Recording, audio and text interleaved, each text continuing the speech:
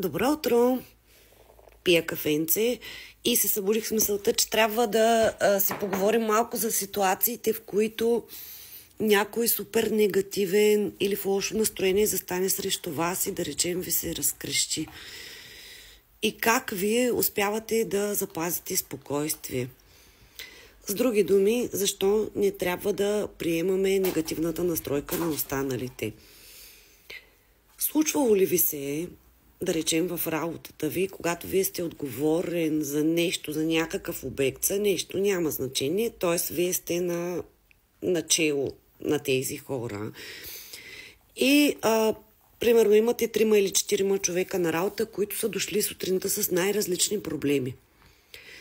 И тези проблеми са в тяхното семейство, в тяхното обкръжение. Обаче тези хора не правят разлика, че ти не си част от този проблем. И започват да крещят, да негодуват, да ви се инатят, ако щете, и всякакви такива неща срещу вас. Как бихте постъпили вие?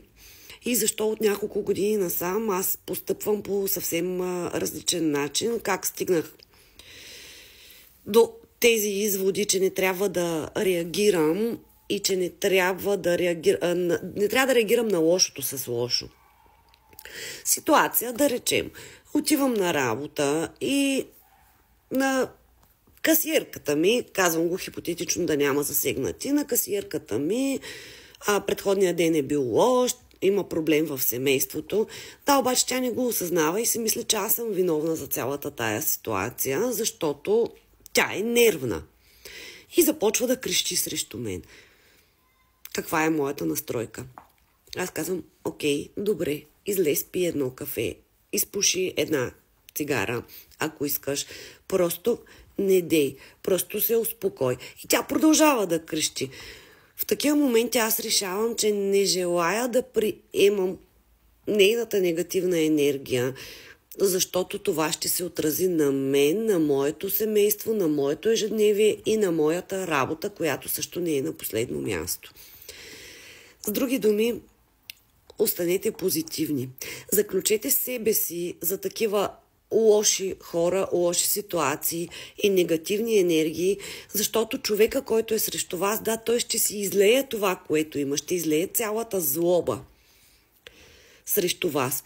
Но в един момент, ако вие реагирате зле, после на вас ще ви е тежко. Вие ще се питате защо реагирах така, трябва ли да се извиня, не можех ли да реагирам другояче, и вашия ден ще стане по-натоварен, а човека, който е бил негативно настроен, той ще си излял всичко и дори след 5 минути няма да помни нищо.